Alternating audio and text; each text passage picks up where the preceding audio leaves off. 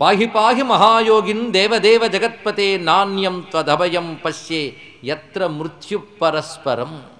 భాగవతంలో శ్లోకాల్లో చెప్పిన భాష చాలా విశిష్టమై భగవత్ తత్వాన్ని మనకు అందిస్తూ ఉంటుంది. అటువంటి శ్లోకాల్లో ఇదొకటి. ఉత్తరంటున్నది, పాహి పాహి స్వామి నన్ను రక్షించు, మహాయోగిన్ ఓ యోగి మహాయోగి, దేవదేవా జగత్పతే నువ్వు తప్ప మరొక అభయం కనిపించట్లేదయ్యా స్వామి అంటున్నది. నిజంగా భగవంతుడు తప్ప మరొక అభయతత్వము లేదు. ఇది తెలుసుకున్నవాడు, అభయం భగవంతుడే అని గ్రహించినవాడు ఎప్పుడూ అభయస్థితిలోనే ఉంటాడు. ఇక్కడ అందుకు అభయం నువ్వు తప్ప మరొకటి కాదు. నాణ్యం త్వదభయం పశ్యే, నువ్వు తప్ప మరొక అభయాన్ని నేను తెలుసుకోలేకపోతున్నాను. ఎందుకంటే లోకంలో ఎత్ర మృత్యు పరస్పరం, ఎవరి వల్ల ఎవరికి మృత్యు వస్తుందో తెలియట్లేదు. కనుక ఒకరికొకరు పడనటువంటి ఈ లోకంలో కేవలం అభయస్వరూపుడు నువ్వే గనక నిన్ను శరణు వేడాను. ఈ మాట చెప్పడంలో ఆంతర్యం ఏమిటంటే, యుద్ధం అయిపోయింది, అంతా ప్రశాంతంగా ఉంది అనుకోవడానికి లేదు. మళ్ళీ వేదన కలుగుతున్నటువంటి పరిస్థితి. అశ్వత్థామ అపాండవం చేస్తానని సంకల్పించుకుని ప్రయోగించినటువంటి బ్రహ్మశిరోనామక అస్త్రం అది పాండవుల్ని బాధించకుండా కృష్ణ పరమాత్మ అనుగ్రహం వల్ల వాళ్ళు కాపాడబడ్డారు. కానీ అపాండవం చేస్తానన్నాడు కదా, అందుకు పాండవ వంశాంకురం ఉత్తర గర్భంలో ఏదైతే పెరుగుతున్నదో అభిమన్యుని పత్ని అయిన ఉత్తర గర్భంలో దాన్ని నాశనం చేయడానికే బ్రహ్మాస్త్రం వస్తూ ఉన్నది. అందువల్ల గర్భంలో శిశువు వేదన పడుతున్నాడు. ఆ వేదన ఏమిటనేది ఈమెకు తెలియట్లేదు, లోపల వాడు పడుతున్నాడు. దానితో ఈమెకు వేదన కలుగుతున్నది. అందుకు అభయస్వరూపుడు నువ్వే పాహి పాహి రక్షించవయ్యా. దీన్ని బట్టి భాగవతకారుడు మనకు చెప్తున్నది ఏంటంటే, భగవచ్చరణాగతియే ఇహానికి పరానికి కూడా కావలసినది. ఏవి మన నిర్వాకాలు కావు, దేనికైనా ఆయన అనుగ్రహమే. ఆ శరణాగతి కావాలి. నీ ఎప్పుడైతే ప్రార్థించిందో వెంటనే భగవానుడు అభయం ఇచ్చాడు. బయటకు అభయం ఇస్తున్న కృష్ణుడు కనబడుతున్నాడు, కానీ లోపలి వాడికి రక్షించే కృష్ణుడు కనబడుతున్నాడు. అద్భుతమైనటువంటి ఘట్టం ఇది. కృష్ణ పరమాత్మ ఆ లోపలున్న శిశువును రక్షించడానికి సంకల్పించుకున్నాడు. బయటకు కనబడుతున్న వాడు లోపలికి వెళ్ళలేదు. అందరిలో ఉన్నవాడే బయట నిలబడ్డాడు కనుక ఉన్నవాడు ఉన్నట్టుగానే ఉంటూ లోపల అతను అనుగ్రహిస్తున్నాడు. అలా అనుగ్రహించాలంటే ఆ లోపలివాడు ఎన్ని పుణ్యాలు చేసి ఉండాలండి. ఇక్కడ అనేక జన్మల పుణ్య విశేషం. బయటకొచ్చి ఎన్నో సాధనలు చేస్తే కానీ కనబడిని పరమాత్మ గర్భస్థంగా ఉన్నప్పుడే దర్శనమిస్తున్నాడు. ఎంత భాగ్యం! ఆ లోపలివాడి చుట్టూ బ్రహ్మశిరోనామక అస్త్రం వల్ల రేగిన జ్వాలలు వ్యాపించిపోయాయి.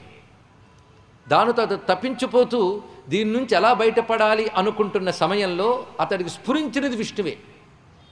కష్టం వచ్చినప్పుడు భగవంతుడు స్ఫురించాలంటే దాని వెనకాల అదృష్టం పుణ్యం ఉండాలి. ఇక్కడ అలాంటిది గర్భస్థ శిశువైన అతడికి భగవానుడు స్ఫురణకు వచ్చాడు. ఆ స్ఫురణకు రాగానే అనుకుంటున్నాడు, రాడా చూడ సమస్త భూతములలో రాజిల్లువాడు, రాడా చూడ సమస్త భూతములలో రాజిల్లువాడు.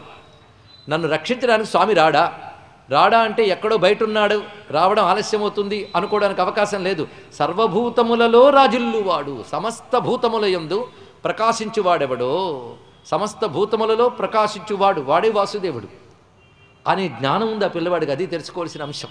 సర్వభూతముల్లో సర్వవ్యాపకుడైనటువంటి పరమాత్మ ఇక్కడికి రాడా, సమస్త భూతములలో రాజిల్లువాడు ఇచ్చటం లేడా, అంతటా ఉన్నవాడు ఇక్కడ మాత్రం ఉండడా, ఇచ్చటం లేడా, పారుని చిచ్చరమ్ము తొలగన్ లీలాగతిన్ బ్రోచి నా కీడా నేడభయప్రదానము అతడూహింపన్నతత్రాత మున్కాడా ఎందర కావడి ఎడల మత్కర్మంబు తానెట్టిదో. ఎంత పరిణతి పొందినటువంటి జ్ఞాని చేసే ప్రార్థనలో ఉంది, పరిశీలించండి. ఇక్కడ అంతటా ఉన్న పరమాత్మ నాకిక్కడ దర్శనమివ్వడా, దుర్మార్గుడు వేసినటువంటి ఆ అస్త్ర బాధ నుంచి నన్ను రక్షించడా. ఎందరికీ ఆయన అభయం ఇవ్వలేదు, ఎందరెందరినో రక్షించాడు. మరి నన్ను రక్షించడంలో ఆలస్యం చేస్తున్నాడు ఎందుకు? మత్కర్మంబు తానెట్టిదో. అది తెలుసుకోవాల్సినది. భగవంతుడు అనుగ్రహించడంలో ఆలస్యం జరుగుతుందంటే నా కర్మ ఏదో బలీయంగా ఉంది అనుకోవాలి, కానీ ఆయన్ని శంకించరాదు. అందుకు ఎందరు కావడు ఈ ఎడల మత్కర్మంబు తానెట్టిదో అని ఎప్పుడైతే స్మరణ చేశాడో వెంటనే రక్షించే పరమాత్మ అతనికి దర్శనమిచ్చాడు. ఏం దర్శనం ఇవ్వకుండా కూడా రక్షించవచ్చండి. మనల్ని అలాగే కాపాడుతున్నాడు ఆయన. కనబడకుండానే కాపాడుతున్నాడు కనుక ఆయన అనుగ్రహిస్తున్నాడని కూడా తెలియకుండా బతికేస్తున్నాం. మనం ఇక్కడ కనబడి కాపాడనుకోండి, మర్చిపోకుండా బ్రతుకుతాం. ఆయన కనబడ్డాడు. ఆ కనబడ్డవాడు ఎలా ఉన్నాడంటే అసమానుడు, అంగుష్ఠమాత్ర దేహుడు, ఒక్క గద చేతదాల్చి నేత్రోత్సవంబుగా విష్ణుడు ఆవిర్భవించి అవ్వేళయందు అంగుష్ఠమాత్ర స్వరూపంతో గోచరించాడు. అంగుష్ఠమాత్ర స్వరూపం ప్రతివారు హృదయంలో వ్యాపించిన పరమాత్మ యొక్క స్వరూపం అది. అంగుష్ఠమాత్ర పురుష అని ఉపనిషత్తు చెప్తున్నటువంటి విషయమే. ఆ స్వరూపం గోచరించింది. ఆ చిన్న రూపంలో మళ్ళీ అన్ని పరిపూర్ణంగా ఉన్నాయి. అద్భుతమైన కిరీటం మొదలుకొని ఆపాదమస్తకం రమ్యమైన అలంకారములతో అలంకృతుడై స్వామివారి చతుర్భుజాలతో శంఖచక్ర గదాపద్మములు ధరించి మందహాసం చేస్తూ ఆ గదని త్రిప్పాడట.